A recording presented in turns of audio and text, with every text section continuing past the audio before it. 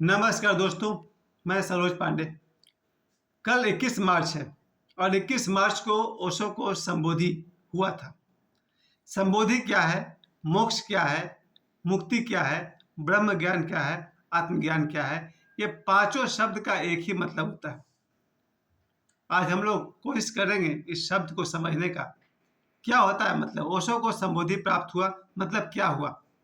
अभी भी मेरा छोटा भाई हमसे पूछता है कि जो भगवान बुद्ध को हुआ संबोधि तो क्या हुआ, या भगवान महावीर को संबोधि हुआ तो क्या हुआ।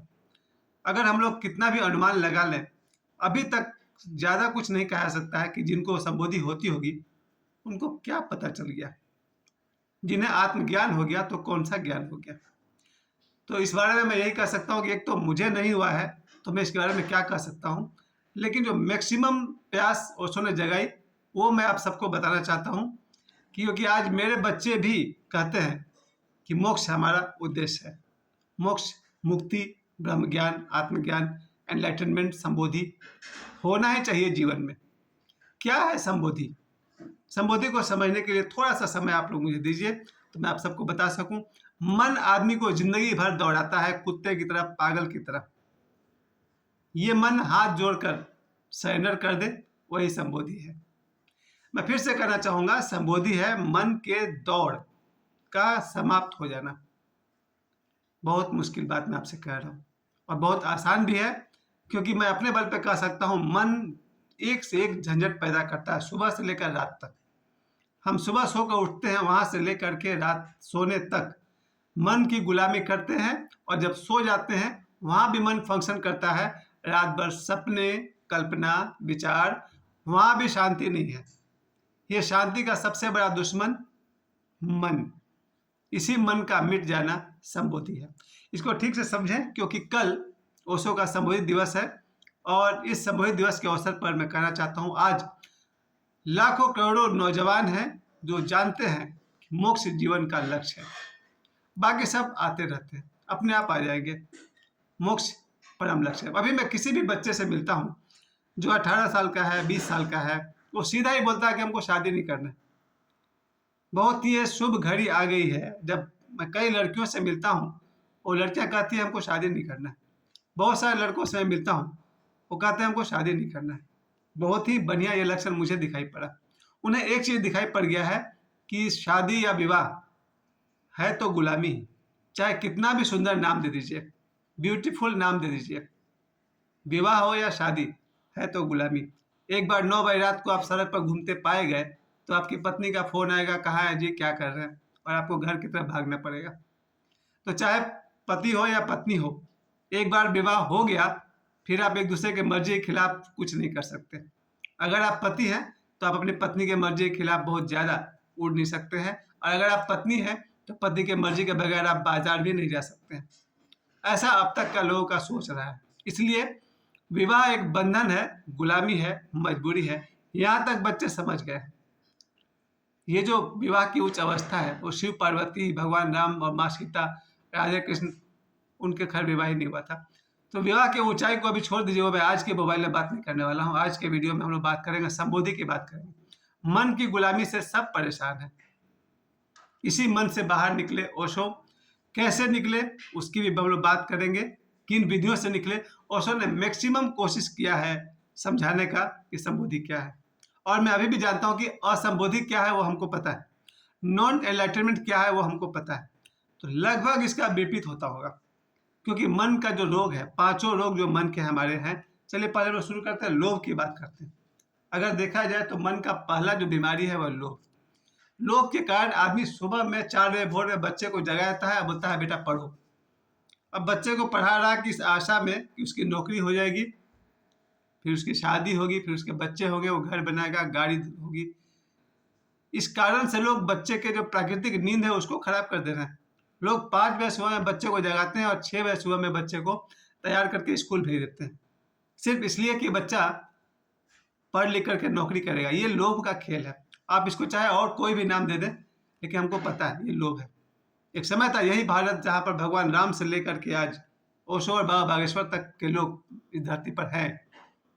इन्होंने ऐसा कोई रूटीन फॉलो नहीं किया, चाहे वो गौतम बुद्ध हो या अंत तक आज हमारे बाबा बागेश्वर जो इस धरती पर सबसे बड़े सुपरस्टार है। कल उन्होंने कहा था कि अब मैं वैज्ञानिकों के लिए काम करने जा रहा हूँ। सबसे बड़ा चमत्कार है कि बाबा बागेश्वर अब वैज्ञानिकों की टीम के लिए काम करेंगे, स्पेस जर्नी के लिए वो गाइडलाइन करेंगे। आज तक ये नहीं हो पाया था, कोई भी संत या उसके चमत्कार को वैज्ञानिक मानते ही नहीं थे। यहाँ तक कि वैज्ञानिक के आवाज चले तो रामकृष्ण रामायण महाभारत कुछ नहीं मानते थे, वो बोलते हैं हम लोग प्रैक्टिकल लोग हैं। लेकिन ये पहला ऐसा संत हुए बाबा बागेश्वर जिनके सामने वैज्ञानिकों की टीम आई, 2 टीम आई और दोनों ने इनके माथे पर मशीन लगाया, चेक किया कैसे लड़का सब कुछ जान जाता है। और वैज्ञानिक इस लड़के के आगे सरेंडर हुए एक तरह से। वो बाबा बता रहे थे कि मैंने बस 2-4 ट्रिक्स दिखाए, चमत्कार दिखाए, सारे के सारे मेरे भक्त बन गए। यही मैं कहना चाहता हूँ कि अब बाबा बागेश्वर वैज्ञानिकों के साथ काम करेंगे और स्पेस को लेकर जो भी मिशन होगा उसमें उनको गाइड करेंगे। मैं भी मानता हूँ, ओशो ने कैवल्य उपनिषद में कहा है प्रवचन 15 कि स्पेस में जब हमारा रॉकेट जाएगा या अगर हमारे वैज्ञानिक जाते हैं, बात अगर बिगड़ गई, वो कहाँ खो जाएगा आपको पता भी नहीं चलेगा। किस समुद्र में है, कि आकाश की कितनी ऊंचाई पर है। अगर हम लोग का कम्युनिकेशन गैप हो जाए, बातचीत टूट जाए तो क्या होगा। ऐसे में एक संत होना ही चाहिए जो आपको बता सके कि इस समय आपका जो कहाँ है, आपका जो स्पेस में आपने स्पेस क्राफ्ट भेजा है वो कहाँ पर है। तो आज बाबा बागेश्वर जैसे उनके सन्यासी बाबा हैं, और पहले सन्यासी बाबा के साथ 46,000 सिद्ध आत्माएं थी। अब इस 1 साल में बाबा बागेश्वर के साथ 9,84,000 सिद्ध आत्माएं हैं। अगर आप इसका अर्थ समझ सके तो ठीक है, नहीं समझ सके तो अभी नहीं समझा पाएंगे। इतना समझिए कि बाबा बागेश्वर, उनके सन्यासी बाबा या उनके दादा गुरुजी अकेले नहीं है, उनके साथ 9,84,000 सिद्ध आत्माएं भी काम कर रही हैं। अब ये लोग जरूर गाइड कर सकते हैं कि स्पेस में आपका प्लेन का, आपका क्राफ्ट कहाँ पर है, कितनी दूरी पर है और क्या क्या जरूरत है। खैर वो एक अलग प्रोसेस है। आज हम लोग संबोधि की बात कर रहे हैं।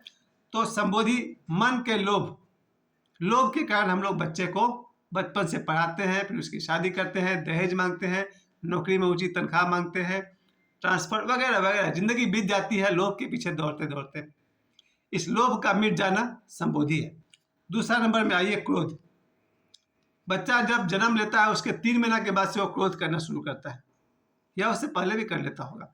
और 3 महीना पहले से लेकर के 80 साल की उम्र तक जीवन भर आदमी क्रोध करता है। मेरे पिताजी अभी 82 साल के हैं, लेकिन थोड़ी सी उनकी बात नहीं मानिए तो लड़ जाते हैं हम लोग से।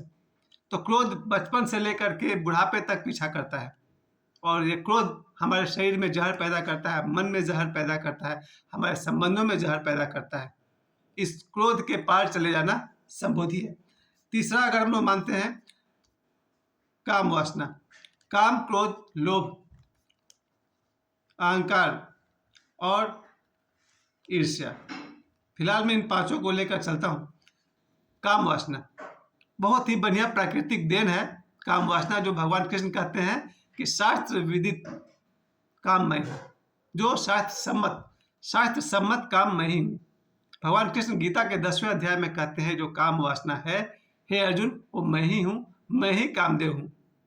जहाँ वो कहते हैं मैं ब्रह्मा हूँ, मैं रुद्र हूँ, मैं एकादश रुद्र हूँ, मैं शंकर हूँ, मैं विष्णु हूँ, वहाँ वो कहते हैं शास्त्र सम्मत काम मैं ही हूँ, यानी कि कामदेव भी मैं ही हूँ।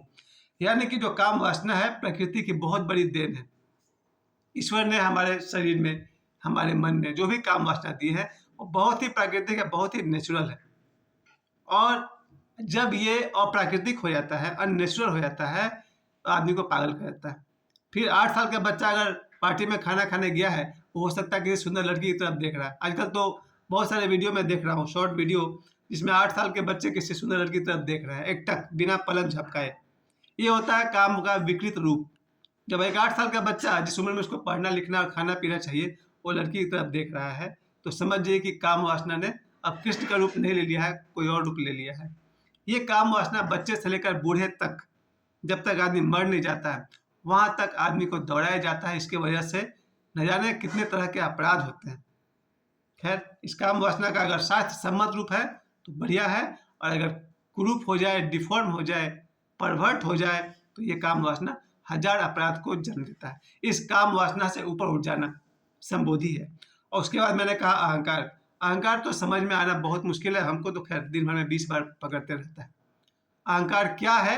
एक लाइन में कह सकते हैं, अपने आप को दूसरों से सुपीरियर मानना अहंकार है।